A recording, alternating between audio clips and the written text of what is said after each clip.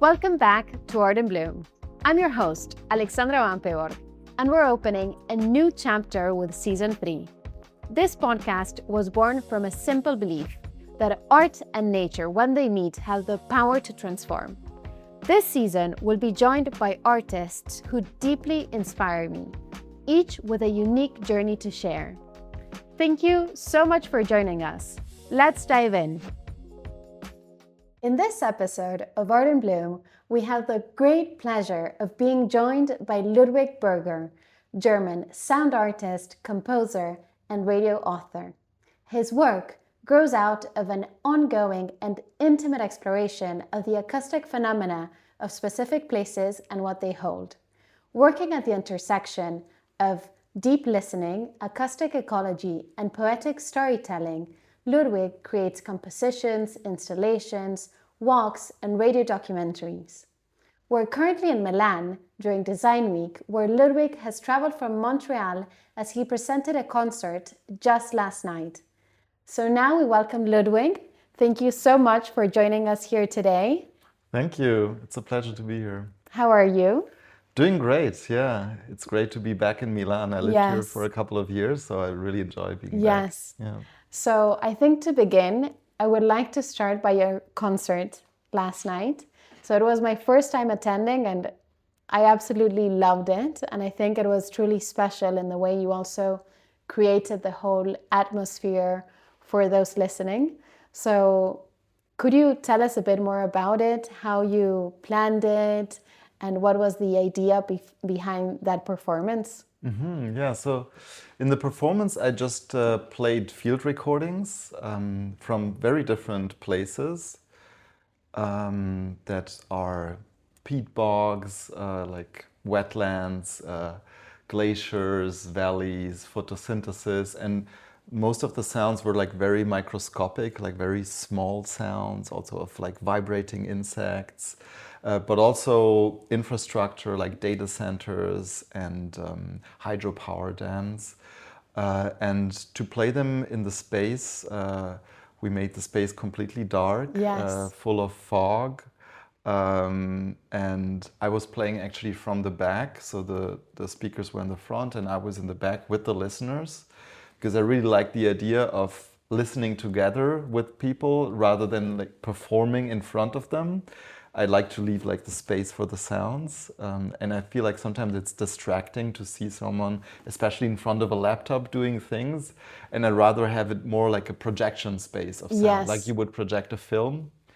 And so I had my live set of all of these recordings, and I improvised the way I would combine them. So I mixed them a little bit, but kind of tell a little bit of a story in my head, but it's at the same time like very musical, very abstract. Yes.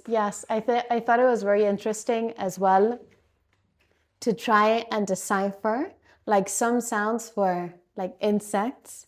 I think we can all really understand that it's an insect and we can be transported to those places. But some noises or sounds were also difficult to discern. And I think like mainly the sound of I think it was like insects or bees took me as well back to my childhood. And because I'm originally from Argentina and I would spend a lot of time as well in the countryside. And I wanted to know, like as well, going back in time, how was your childhood? I understand it was like immersed in nature, but also how did this like connection with listening to nature began? Yeah, I was just recently thinking about this, what my first memory is. And I think my first memory is catching a bee in a jam glass, you know, that you can close, and then feeling the vibration of the bee in my hands. And this was like in the garden I grew up in rural northern France, like close to the border to Germany. Yeah, just like an old squeaky house that made a lot of noises with the garden behind and forest and meadows. And somehow listening was for me important from the beginning. And yeah, especially these like tiny sounds. And I think because it was like a very quiet environment. There was not so much going on. So I started to focus more on these like detailed sounds and the subtle changes. And I think that's still something that interests me a lot. Yeah. And when was it that you also thought of like started recording nature? Or was there a specific moment in which you also realized it could become your artistic language? Yeah, so, well, I was interested in films as a teenager, and Okay. I had the idea that I want to make a film in, in this village that I grew up. And before buying a camera, I bought a sound recorder because that was like what I could afford at the moment. But then I never got the camera, so I just sticked With to the like sound. recording sound. So I started doing that, and then in school one time. In music, in the music class, Okay. my teacher showed us musique concrète, which is this like French tradition that started in the 50s, where you would compose music just out of environmental sounds, basically. And I was like, what, you can do that? Like it was so mind-blowing for me that this is like an existing practice. And so I did my first attempts, with my field recorder, recording some sounds.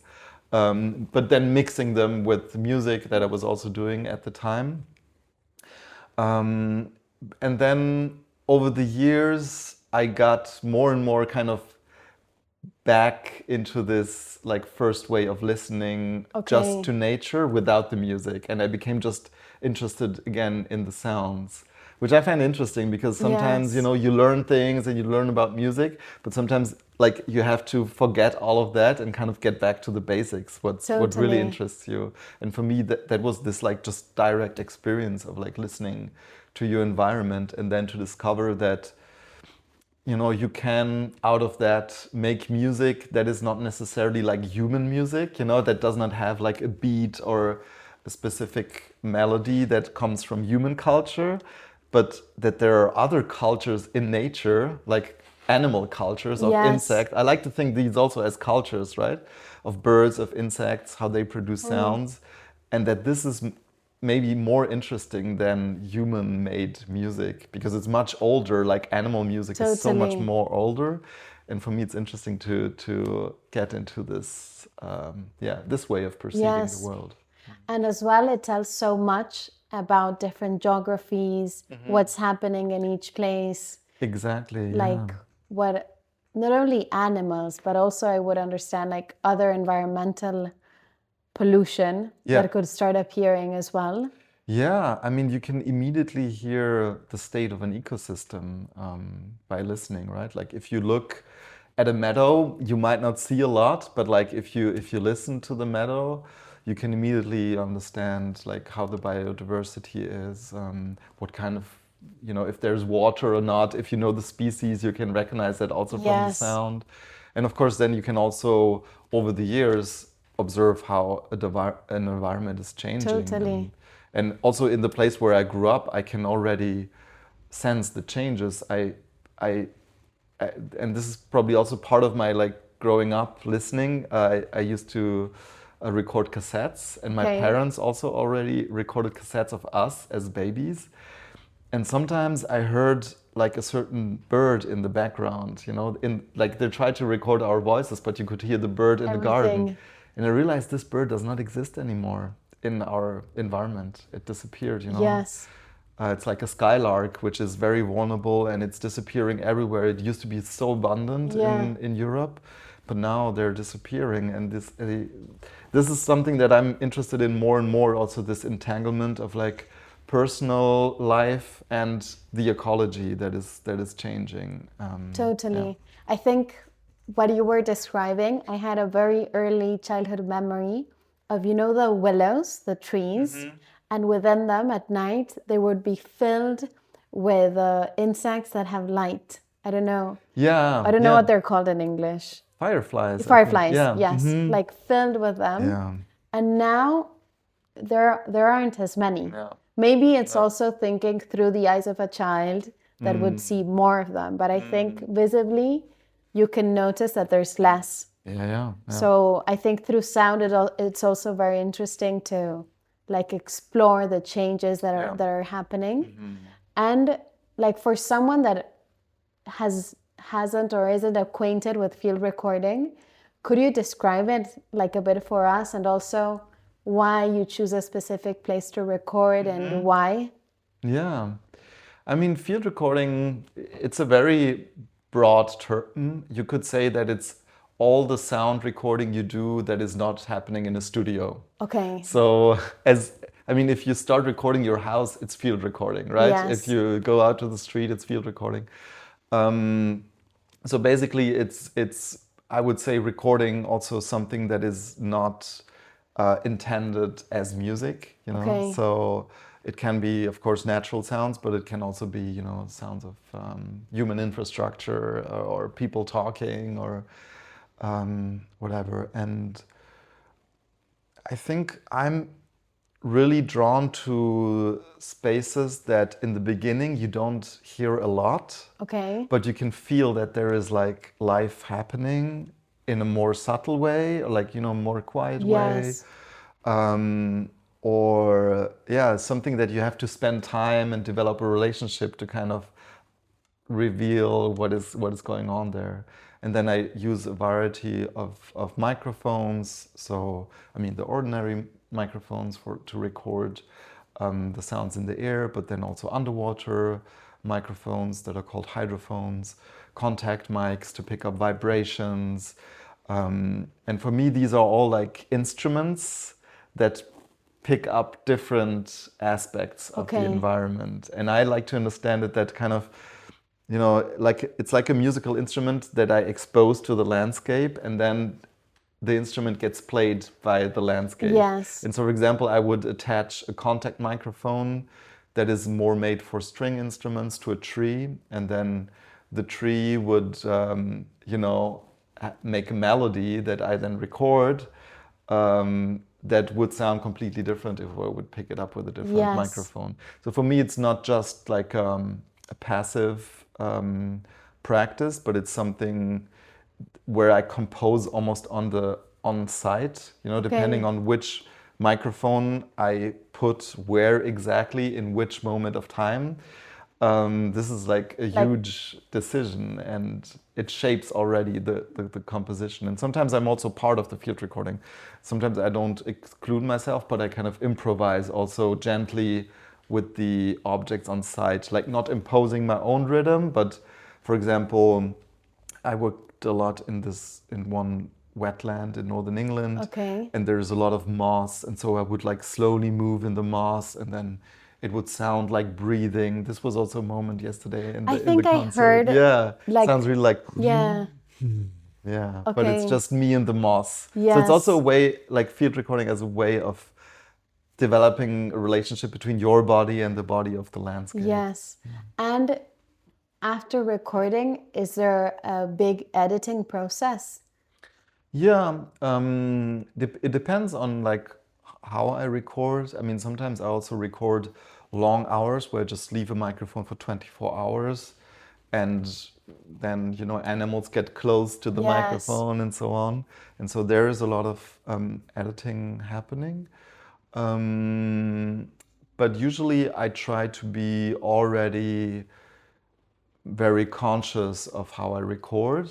That is also, as I said, like part already of the composition. And when I then compose the sounds, I also try to kind of derive the structure of the composition from the structure of the landscape. So for example, in my glacier recordings that I do, I always go from being above the glacier to inside the glacier and out again, which is also a movement I do myself with my microphones. Yes. So for me, like the main conceptual work always happens in the site, and everything that happens then in the studio kind of comes from the site itself or my experience of the site. But of course, it's a lot of work to recreate that.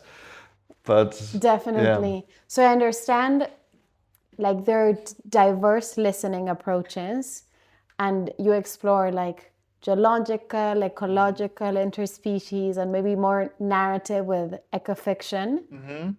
So I think you were touching upon that, but could you describe like what sets these categories apart and what draws you into like each one of them? Mm-hmm.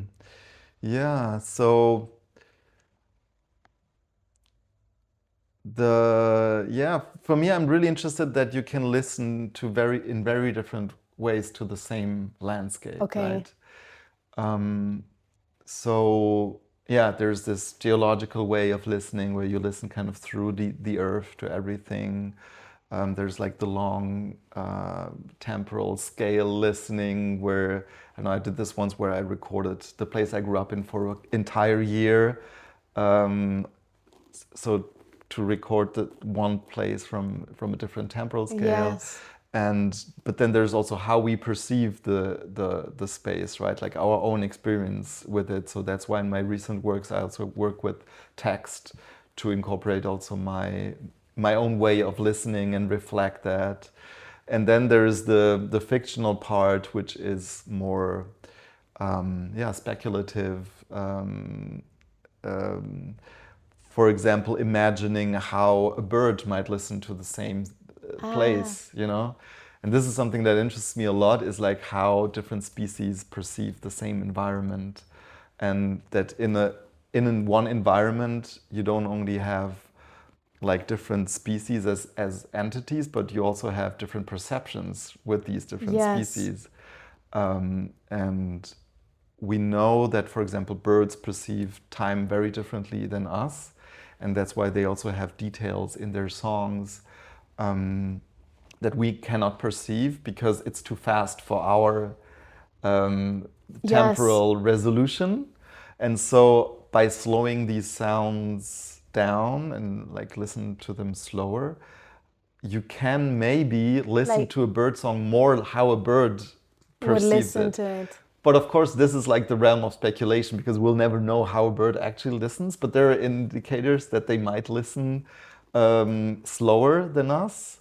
And so for me, it's an interesting question, like what is an original speed of a recording of a bird? Is it how I record it and play it back? Or is it maybe 8 times slower where I get closer to the metabolistic rate of the animal? And so I like to Definitely. play with these kind of things that are speculative, but still like linked to a biological reality. Yes, and it's also like decentering your own perception. Exactly. Yeah. And I think also, like what you mentioned, that you recorded your childhood home, like the sounds for a year. I think also within each season, it must be so interesting to see how it varies. Yeah, totally. Yeah. And I think this brings me more to Crying Glacier, because I know you recorded this glacier in the Swiss Alps for 10 years. And it also has just been recently nominated for an Emmy. So, like, huge Thank congratulations on you. it. And so, I wanted to know, how does a project like that come to life, and what you've perceived as well in the evolution of it. Yeah, I mean, this project had a very modest beginning in a way because it started as a university course with students. I was teaching at the Institute of Landscape Architecture at Okay. ETH Zurich. And my colleagues, Matthias and Johannes, they started a course about glaciers. And I came then to the Institute to teach about sound and landscape. They were more focused on the visual part. So I then started to record the sounds together with the students. We made these like self-made underwater microphones Whoa. that we would like attach to the glacier, like freeze them into the ice and then record the sounds inside. And we then started doing several courses, like going back in winter, summer. And then you could already feel all the changes because it also, like if the sun starts to hit the glacier, you immediately hear how it's changing. So Through the melting, like if it's melting. yeah. So as soon as you have this underwater microphone in the ice, it's really like you listen to the invisible processes that from the outside there is no movement, but in the sound there's so much movement and it's very Yeah. reactive. So with with these recordings, we compiled them. We made a record. We made an exhibition, and then this kind of project finished. But I kept on going there, doing recordings, then some years later, I got contacted by a filmmaker, Lutz Staudner, who then made this film, Crying Glacier. And I did new recordings, and then I released again as a vinyl. And with these recordings and my previous recordings, so I go there like every 1 or 2 years. Yes. And how long would you stay? Like during in each time you would record, how long do these sessions take? I usually go there like for several days during summer always, because that's when you get like most of the activity. Okay. And then just spend a full day there. Yeah, and then during the day there are also different peak moments. Like it's the loudest in like the early afternoon when the sun is like the warmest. And then from these recordings I do many different things. I also do sound installations. Now in May I'm gonna present, for example, an installation in Valencia in a theater festival where people can lie down on the surface and feel the vibrations of the glacier from below. Incredible. So that's a way I really like to present also these recordings, because I think glaciers are like a very abstract phenomenon for many people. Yes. So through not only like listening to them, but also being literally touched by them, through their vibrations that they're producing, I think it really can create a different relationship to glaciers. I think yesterday in your performance, I could discern like the moments that it was a glacier, but because I had listened before to your recordings, like when you perform, do you think you're transported to those moments on when you had done those field recordings? Yeah, sometimes I do. Like if I combine them in a certain way, I think of the places that I record. But sometimes I combine also different sounds that are from different places, and then sometimes I have like a third space that kind of emerges from that in my mind. Yeah, but this what you say is so interesting, that you now know the sound of glaciers, right? And I think this is kind of the knowledge that I'm also interested in, which is not like a factual knowledge, but like now through listening, maybe you have a different relationship. Totally. And you know the glacier without knowing exactly why it sounds like that, but there's like a familiarity with it. And these moments I really love, Also because the first time I listened to the glacier, I would have never imagined it would have sounded like that. And it's kind of a rough sound, if I would put it into words. And then sometimes it emerges of like the bubbles popping, and there's something that resembles more of what we would think of running water. But the actual sound of a glacier, it's so different to the sounds of water within nature. Yeah, totally. Yeah. So I found that super interesting. And like between all of these environments that you've recorded, was there a specific one that for you is more meaningful? You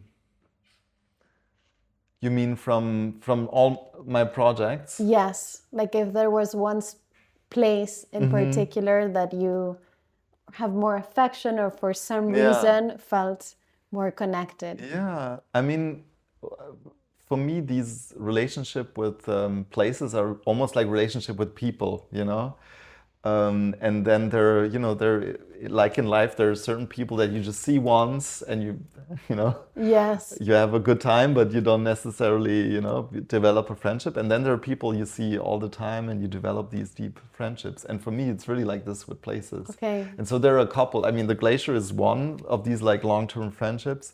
Now this peatland, this wetland in northern England is another. I got introduced through it by a friend, Laura Harrington, that works there since a long time. And now I also went there like, I think 3 or 4 times. Also always recording again and then discovering new layers. And it's also like a very quiet place that, I mean, can be very harsh because it's very wet. Yes. Can have a lot of wind and rain. But then you have also beautiful summer days where it's just like you just lie down on the soft moss and you're the only person in like Yes. hundreds of kilometers.